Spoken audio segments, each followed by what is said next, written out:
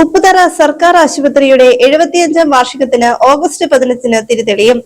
ആരോഗ്യമന്ത്രിയെ ലഭിക്കുന്ന മുറയ്ക്ക് വിപുലമായ ആഘോഷം സംഘടിപ്പിക്കും. സ്വാഗത സംഘ യോഗത്തിലാണ് ഈ തീരുമാനം.